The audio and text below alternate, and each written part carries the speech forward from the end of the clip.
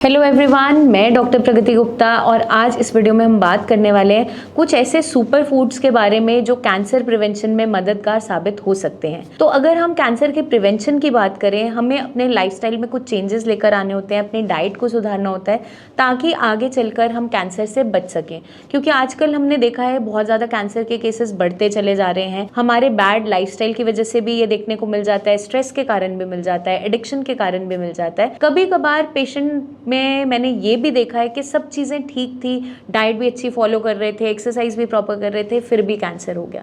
तो वहाँ पे उनके पीछे रीज़न ज़्यादातर हमें देखने को मिला है स्ट्रेस का बढ़ता हुआ लेवल। तो हमें सब चीज़ों को मैनेज करते हुए चलना है ताकि हम कैंसर को प्रिवेंट कर सकें। अगर हम बात करें डाइट की, तो सबसे पहले हम डाइट के बारे में इस वीडियो में बात करने वाले हैं, ऐसे सुपर फूड्स के बारे में जो प्रिवेंशन में मदद करेंगे, कैंसर होने से हमें बचाएंगे। सबसे पहले हम बात करेंगे लीफी ग्रीन्स के बारे में, जिसके अंदर आपका बेस्ट आ जाता है स्पिनच।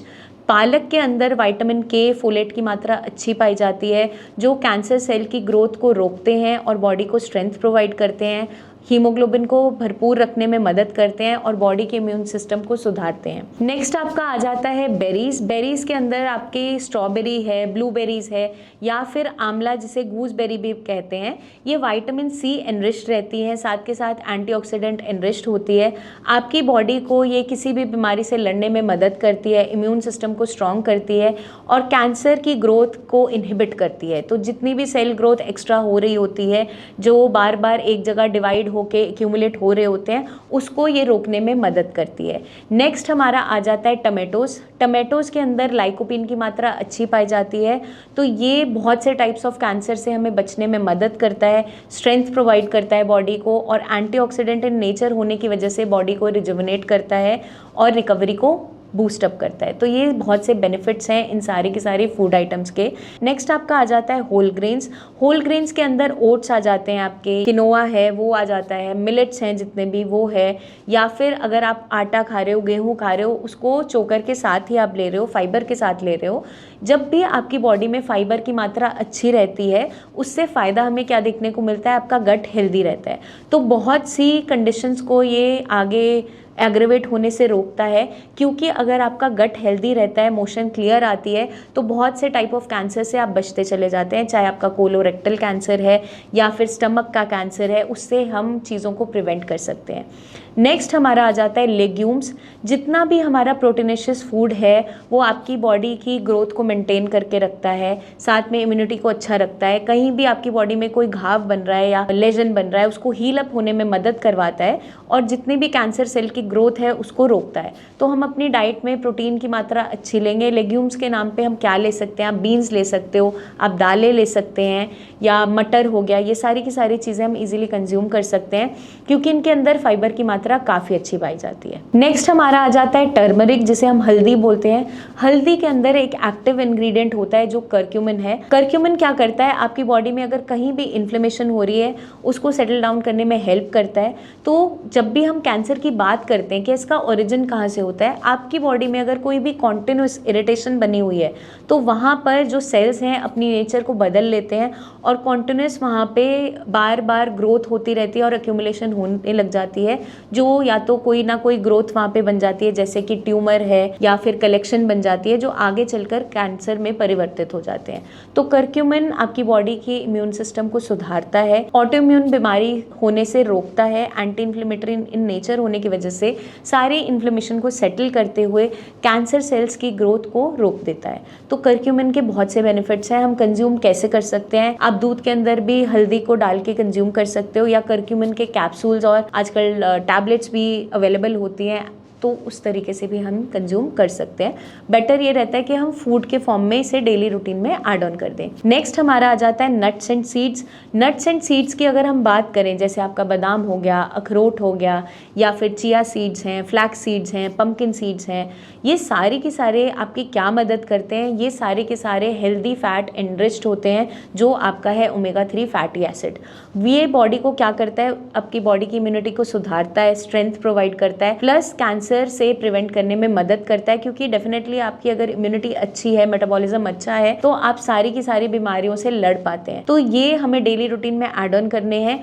अगर गर्मियों का समय है तो आप रात भर इन्हें सोक करके यूज कर सकते हैं, जैसे बादाम अखरोट हो गया। और जो सीड्स है वो कम मात्रा में रोस्ट करके आप अपने खाने में ऐड ऑन कर सकते हैं। जैसे आप कोई वेजिटेबल बना रहे हो, चीला बना रहे हो, उसमें थोड़ा सा पाउडर डाल दिया और इस तरीके से हम इसे कंज्यूम कर सकते हैं। नेक्स्ट हमारा आ जाता है मशरूम। मशरूम जो है विटामिन डी एनरिच्ड रहता है और साथ के साथ आपकी इम्यूनिटी को बूस्टअप करता है, इम्यून सिस्टम को सुधारता है।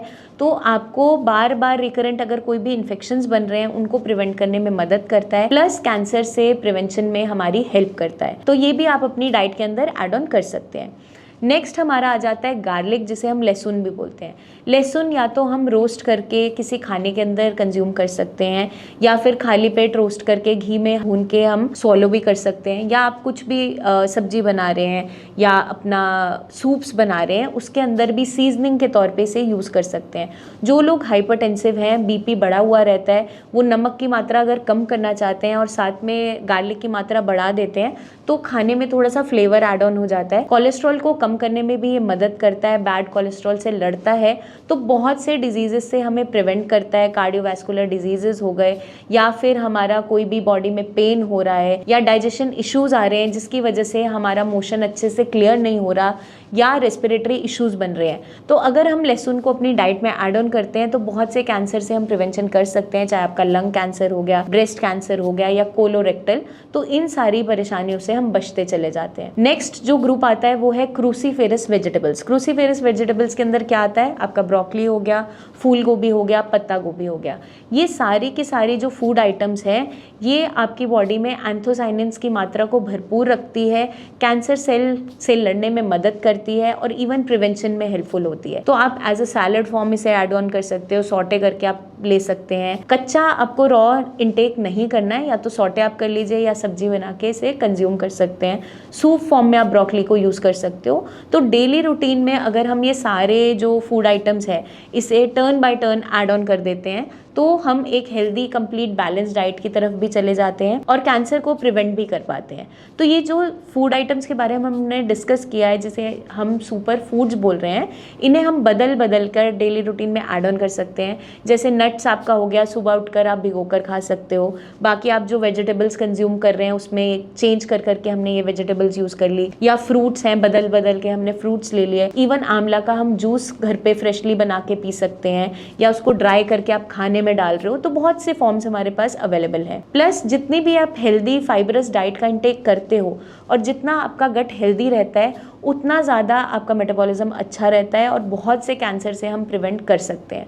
क्योंकि आजकल हमें जितने भी केसेस मिल रहे हैं कोलोरेक्टल कैंसर्स के, जो बहुत ज़्यादा प्रेवलेंट हो गया है, देखने को मिल जाता है, उसमें जब भी हम हिस्ट्री डिग इन करते हैं तो क्या मिलता है, पेशेंट को या तो कॉन्स्टिपेशन बहुत ज़्यादा रहती थी, या इनकम्प्लीट इवैक्यूएशन होती थी, मतलब मोशन अच्छे से नहीं आती थी, या इरिटेबल बॉवल सिंड्रोम था, कभी कभी लूज मोशन था, कभी वहाँ पे हार्ड स्टूल आ रहा है। तो ये सारी चीज़ें अगर हो रही हैं तो ये आपके इंटेस्टाइन की लाइनिंग्स को कोरोड ऑफ करना स्टार्ट कर देती है। इनिशियली वहाँ पे अल्सरेशन होना स्टार्ट होता है, छोटे छोटे छाले अंदर की तरफ बनते हैं, म्यूकोजल लाइनिंग जहाँ से इरोड ऑफ होनी स्टार्ट होती है।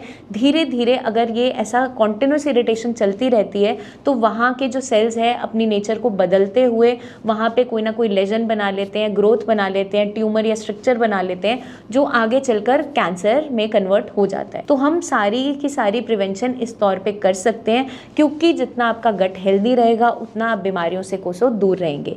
जल्दी हम आपसे फिर मिलेंगे, बहुत सी और भी इंफॉर्मेशन डाइट के रिगार्डिंग शेयर करते रहेंगे कि कैंसर पेशेंट को किस तरीके की डाइट लेनी है, कैसे अगर कोई पेशेंट कीमोथेरेपी पे है तो किस तरीके की डाइट ले ताकि बॉडी में वीकनेस ना आए, साइड इफ़ेक्ट्स ना आए। तो इसके लिए बने रहें आप हमारे चैनल पे, और कोई भी डाउट्स क्वेश्चंस है तो कमेंट करके ज़रूर पूछिए, या नीचे दिए हुए नंबर्स पर हमारे टीम ऑफ डॉक्टर से आप कंसल्टेशन ले सकते हैं। कोई रिपोर्ट्स भी अगर आप शेयर करना चाहें तो वो भी इसी नंबर पे व्हाट्सएप कर सकते हैं। अपना खास ध्यान रखिएगा एंड टेक केयर।